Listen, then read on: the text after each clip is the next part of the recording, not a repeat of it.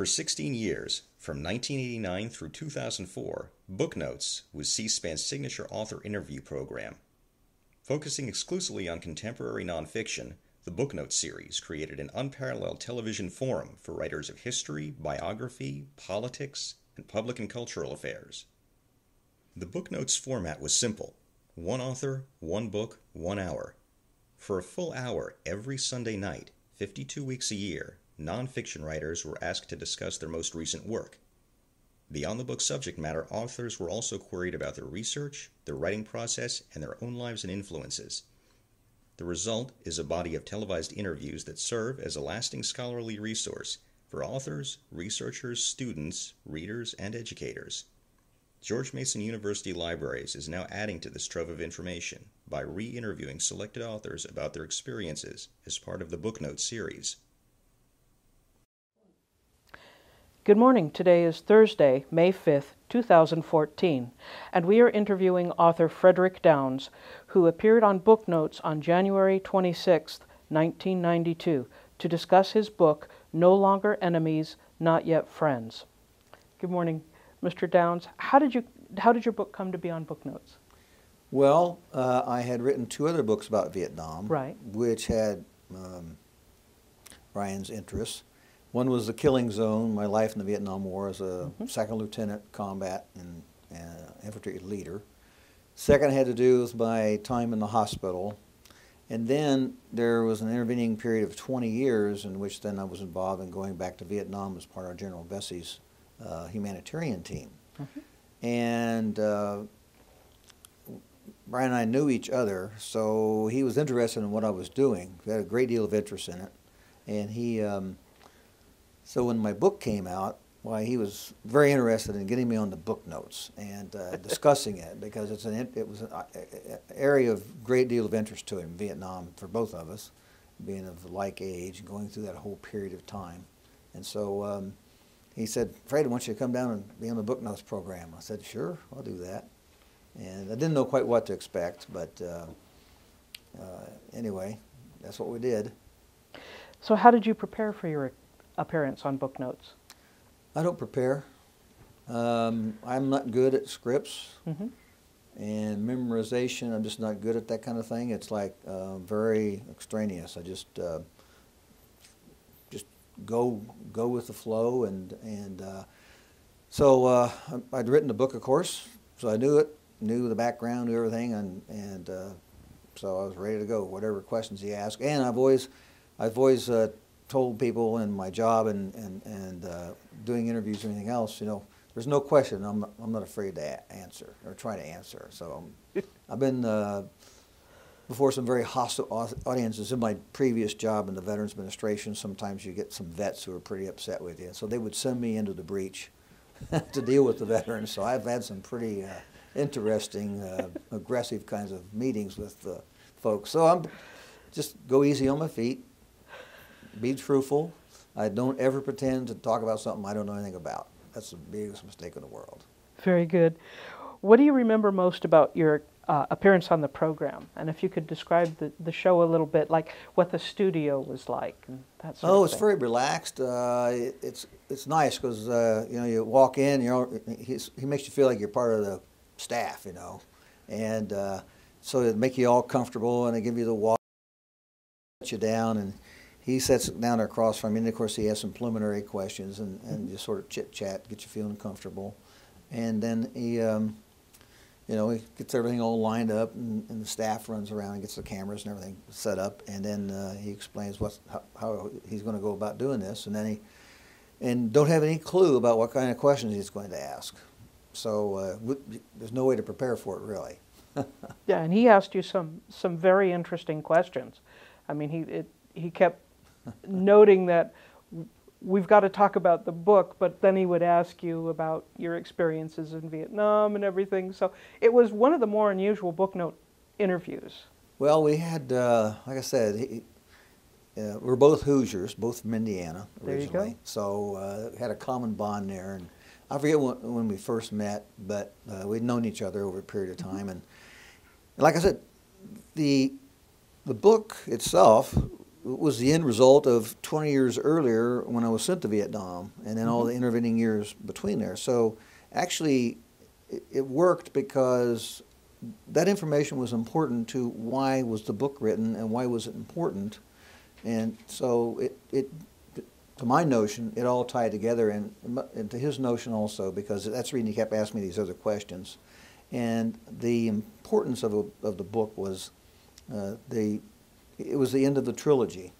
First combat, second hospital, third reconciliation, 20 years later, and that involving process was extremely important, and that's what he saw the value in the book. And of course, when he asked questions, you can tell right away he's read every page of the book, and he would ask questions that were right specifically directed to passages in the book. Sure. And that was, as an author, I appreciated that, because I've interviewed many other times, of course, and like they got you on there for about 60-second sound bite. Usually the person has never read the book. They've been given a few notes by a staff person. There's only one other person in all the years. Peter Boyle is out of Denver, Colorado. He has a big radio program now. He was also a Vietnam vet, and he had read my book. And he's the only second person in, 35 years had read my book that I knew about.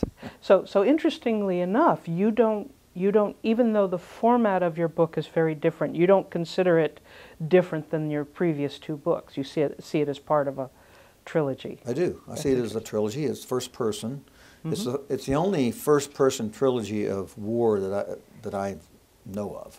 I don't. There's been fiction, but as far as first person, I don't know of any other author who has done that and covered a span of time in their life. But of course, the third act, the third part of your trilogy, is so different than most people could ever imagine.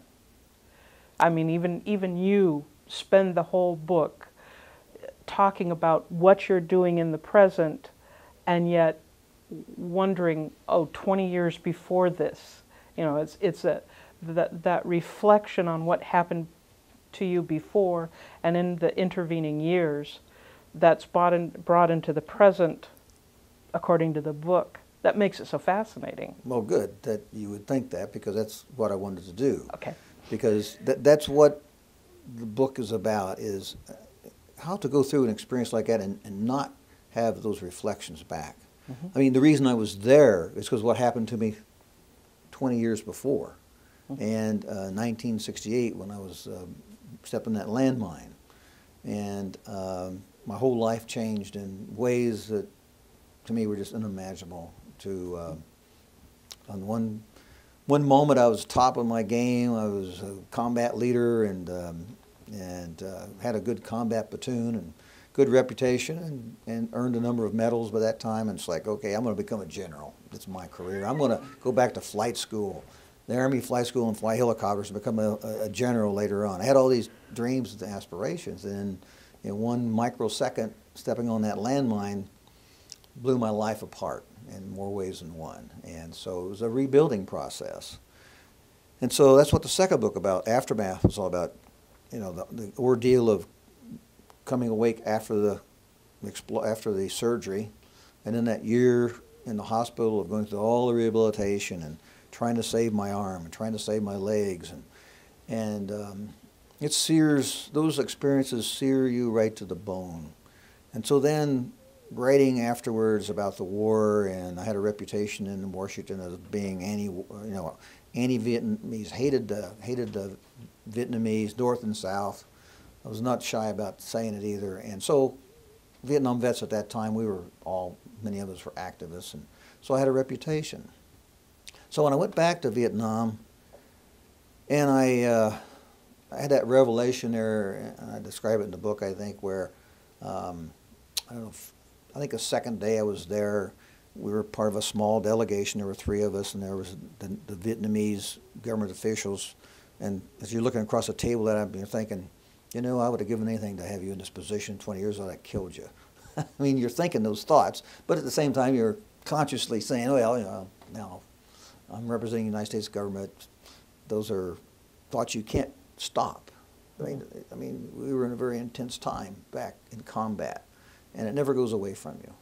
You hide it, you push it down, you subjugate it so that you can carry on with your life and become a normal person again. So you're sitting across from these people that thinking, boy, I'd like to, I would have killed them. I still thought of them as the enemy. About the second day, though, at break, around noon, we went for a walk around the Lake of the Restored Sword, which is a lake there in the middle of Hanoi.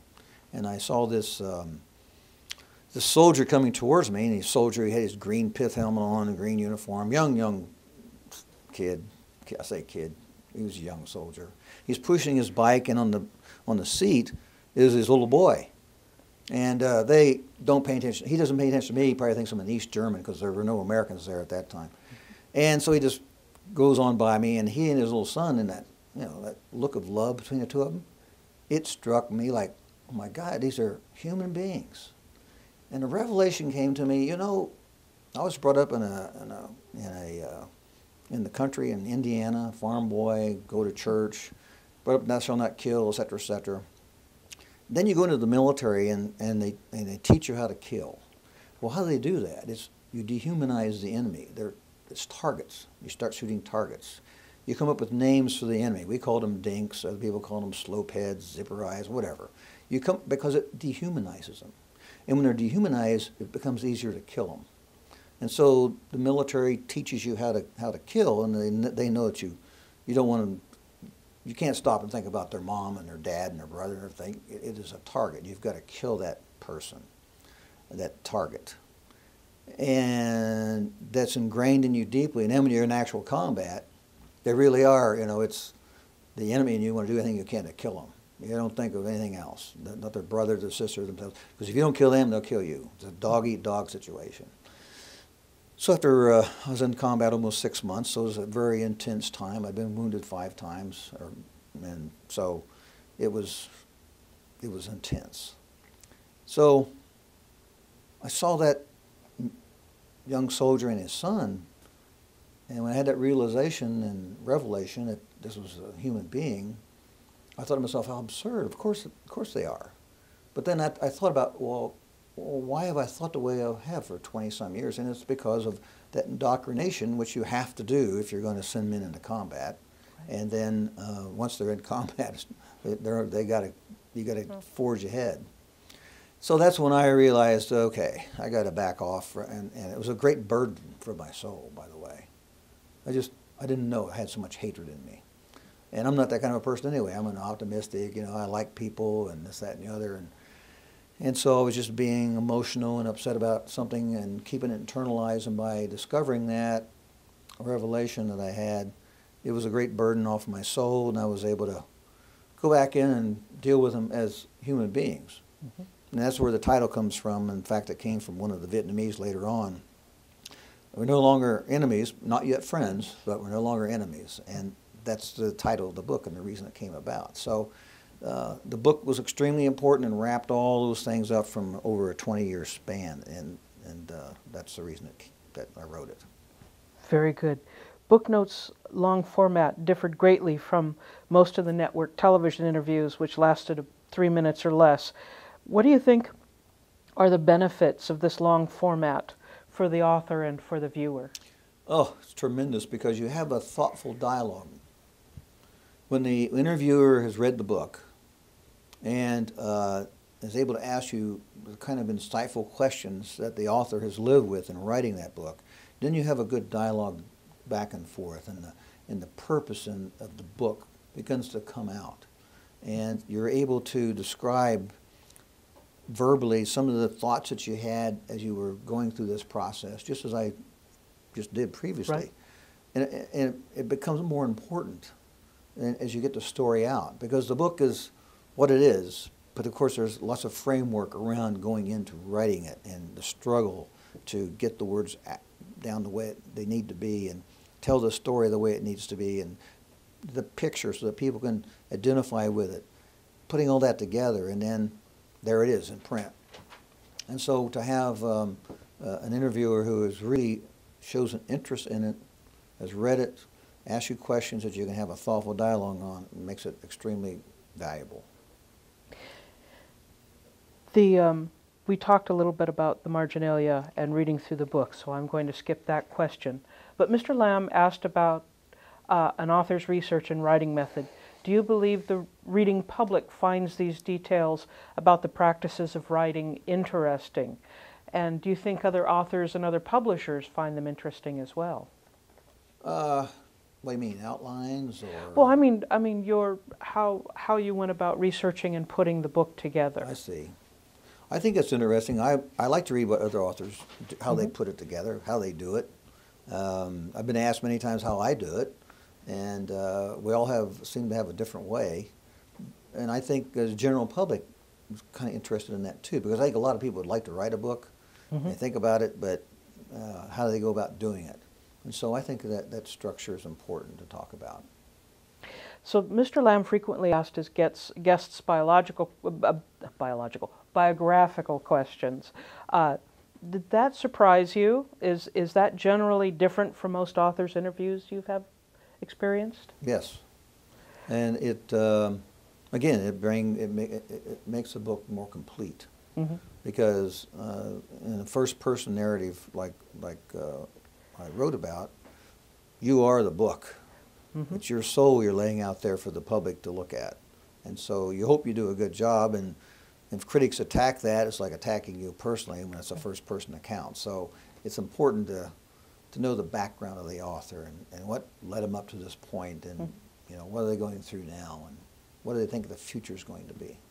Yeah, Mr. Lamb asked you a lot about your injury and how that happened. He also asked you some details from the book, like your cowboy boots, which I thought were touching. I mean, it lent a humanity and a personal interest there. Well, that's the thing. He has a natural curiosity, of course, and he knows, because he's been around a long time, people are curious about the hook, and people generally will be polite and not say anything. So by asking me in front of an audience, and then he knows me well enough, no, I'm not shy about it, and it's part of me, so I would describe it, and he was doing that for the audience, I think, to help them understand, and under me, I like to describe how it works, and it's been a part of me for all these years, and so it's just natural for me. And of course, I'm a talker, and I wave my hand and my hooks around, all that kind of stuff, and it's just part of that. And then, okay, he points out the cowboy boots and the biographical, okay, country boy from Indiana, and those kind of things, okay, give substance to the person who wrote the book. And that's extremely important to, I think, to a reader. I always like to know about the writer. When I pick up a book and start reading, I just wonder, where's that author? Where's he come from? He or she, what have they done? What's their credentials? That kind of thing. But your book was so autobiographical in nature. I mean, if we were talking about another author that was writing about 18th century France, you know, this is someone who had never been there, had not experienced it. So the level of information that you're getting from this author has to be of a completely different quality than from, say, your book. Of course. Every book is different. Right. And so that's the reason, you know, I write from what I know. Right. And I've never written fiction. I don't even know if I could, because you know, that's a whole different genre. And so all three of my books are autobiographical, because they're about what I went through, what I experienced, and I think people are interested in that, or they should be. And so I have to make it. I have to do a good job of writing so they understood my point of view and why I was doing what I was doing and what happened to me as a consequence. Well, but at the same time, you're an advocate. You know, your work with the Veterans Administration as the director of the prosthetics, it's your official... Prosthetic and Sensory Aid Service. Right. So you're something of an advocate for helping people. And so being comfortable with discussing your arm and how we can use technology to improve people's lives after such a devastating injury is part of your story. Yes. For instance, yesterday I went to Walter Reed to visit the wounded soldiers out there from Afghanistan and Iraq. The Iraq guys are gone now, but Because I have an obligation to help alleviate people's fears. A soldier is newly wounded, they think their life is ended, and I say, I go out there and I've had many of them tell me later on, Fred, you were an inspiration. And it makes me feel good, but the reason I go out there is I know how befuddled they are, how confused they are. They've lost a limb. Their whole lives and careers have changed. What's going to happen to them? And I explain to them the basics, and I say, you're thinking, what are people going to think of me? And I tell them, well, they're going to be, if you're comfortable with yourself, they'll be comfortable with you. I tell them that. I said, another thing that you'll be thinking about is, well, what kind of person will I be? And I said, well, if you were an optimistic person before, you'll be an optimistic person afterwards. You'll go through your ups and downs. And I said, but if you were a negative kind of person, you're just going to have an excuse to be negative now. But you're not going to change, basically. What's going to change is your perception and your direction. And the key point I always want to bring out to them is you've come to a fork in your life and you're going this direction when you thought you were going to go this direction, but this fork will be just as rich and full as this one would be. And so your attitude and how you approach that will determine how successful you're going to be. And that's the reason in writing about those personal kinds of things is that, yes, I put it out on the line there for people, which is very risky, very risky. But at the same time, it's in people's minds. Whether it's a car wreck and they lose a limb, whether it's war, whether it's some personal tragedy, there's lots of things in their head they're trying to cope and deal with. So if they can read about what I went through and all the evil things I thought in my head, the hatred and the depression and I'm, because it's a normal process. So if I write about it and I describe it, and then as they see it's okay to be depressed once in a while. It's okay to be down in the dumps. It's okay to, think God did this to me because I did something wrong. It's okay to think, that the end of the world is happening because everybody's going to think that way. Fred Downs thought that, and look where he is today. So I look at it as a teaching process. And then to alleviate people's fears of the hook, frankly, I talk about it, and it's part of me. I can't get away from it, so I can't hide it. So, so it's part of who I am. Were there any of the questions that Mr. Lamb asked you that surprised you?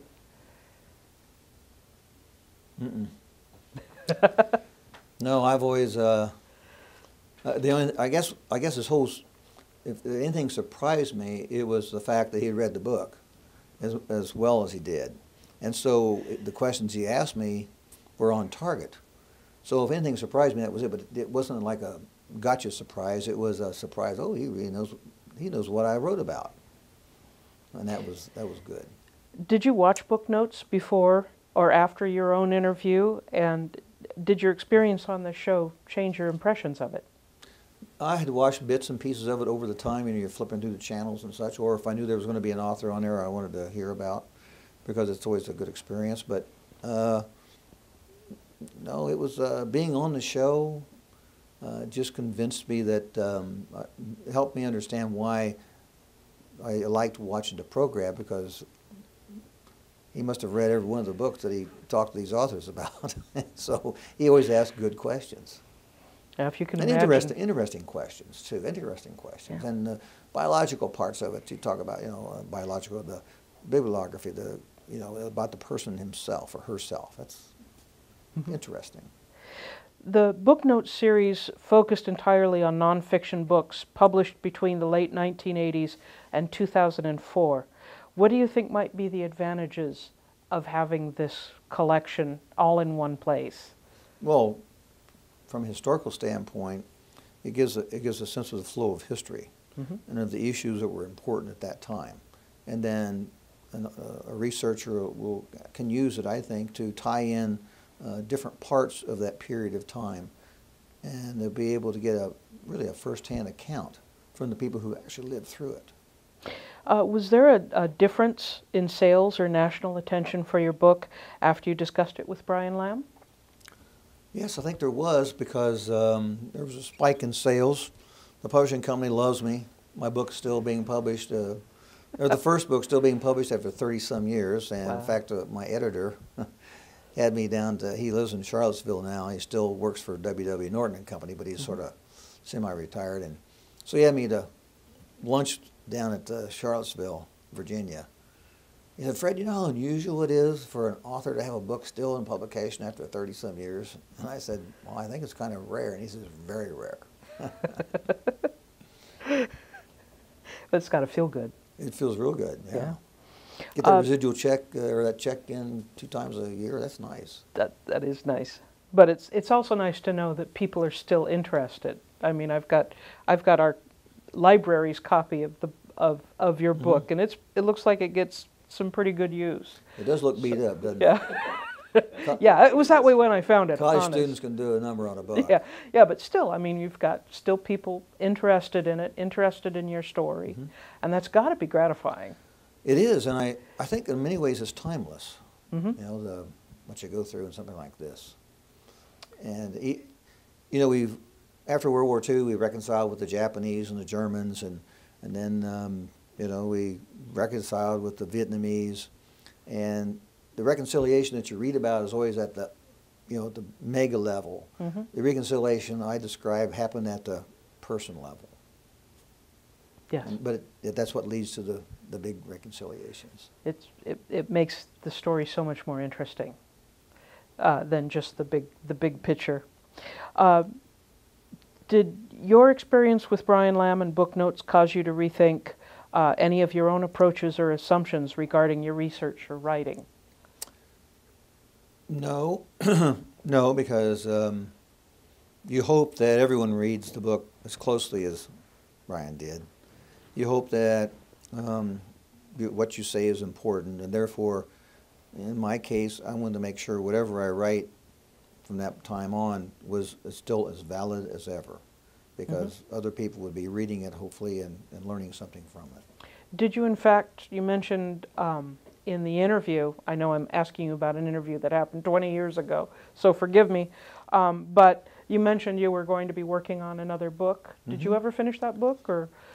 Yes and no. I have drafts of 3 different books, but as my career, my responsibilities increased in the VA.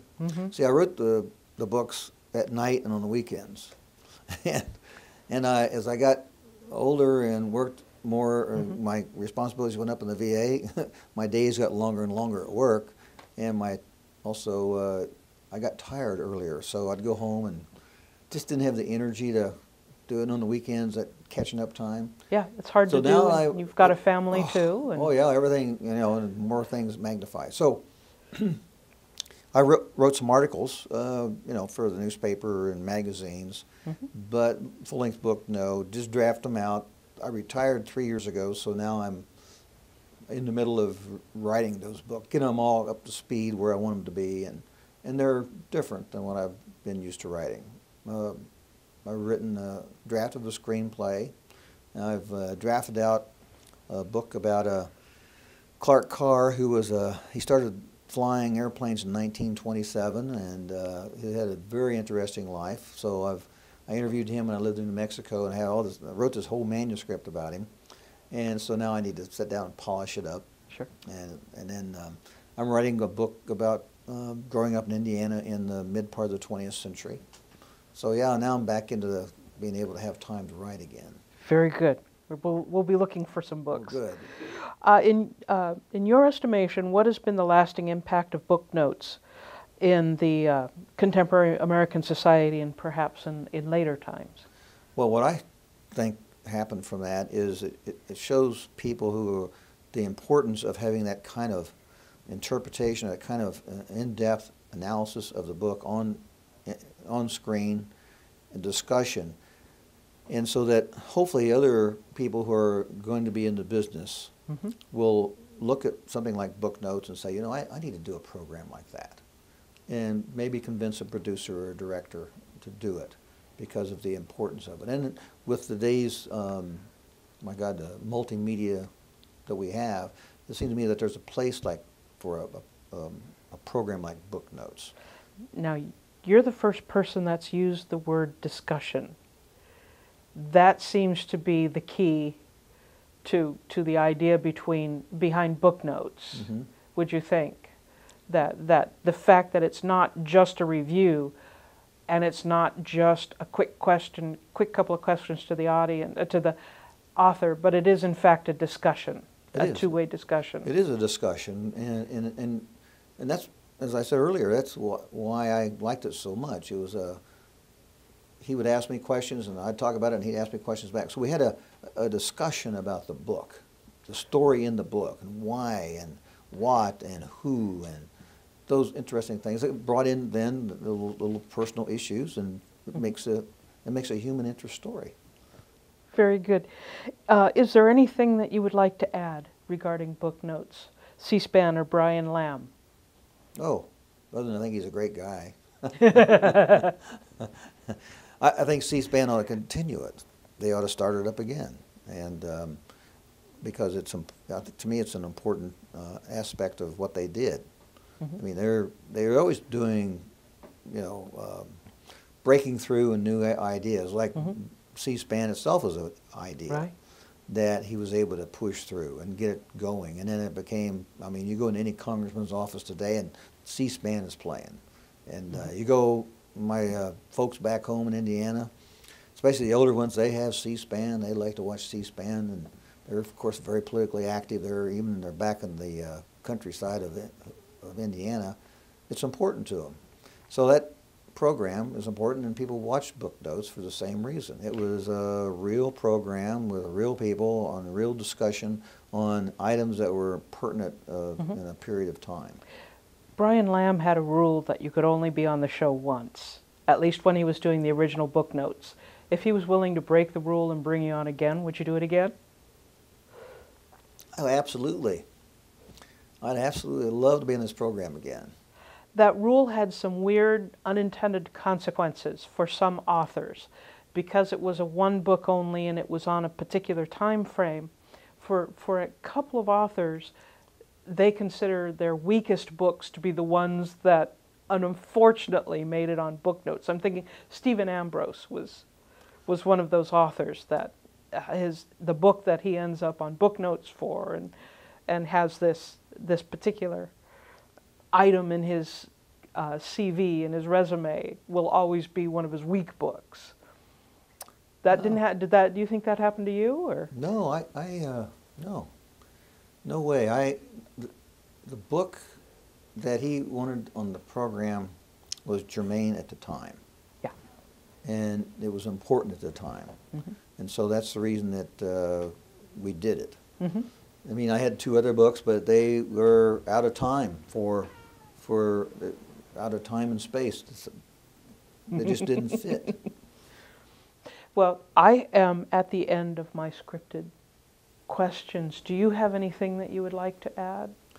Let me see. I'm usually never at a shortage for words, but I think we've discussed the importance of the program and what he did, which was a breakthrough kind of interview process for a book. And I think that hopefully it's going to be picked up, the idea will be picked up and will grow. And the importance of that program and the fact some of the ground rules, one interview, one book, first person, not fiction but nonfiction. I think those are all important aspects of this. Now, a very enterprising person could take it and say, well, we'll have one section that just deals with the Brian Lamb version, and then we're going to do one on science fiction and one on mysteries. I think that'll be fascinating because look how many people in this country read, and e-books, hardcover. So there's a lot of interest in authors, and so you look at the interviews on TV, and they're always interviewing people, and so it's a people business that we're in. You're writing as a person for other people to read about situations and people and what happened to them, and people find that interesting. So it seems to me that a book program like Booknotes could be expanded to cover a lot of different genres of the writing world. We need 5 more, 6 more Brian Lambs. Yes. To do a book a week. I think that the possibilities of when you think about setting up a program like that, it would be exciting. I'd love to do that. Wouldn't that be great? Yeah. Well, thank you, Mr. Downs, so much for agreeing to do this oral history interview and for sharing with us your experiences on this groundbreaking television interview program. That concludes our interview. Thank you so much. Well, thank you. It was a pleasure.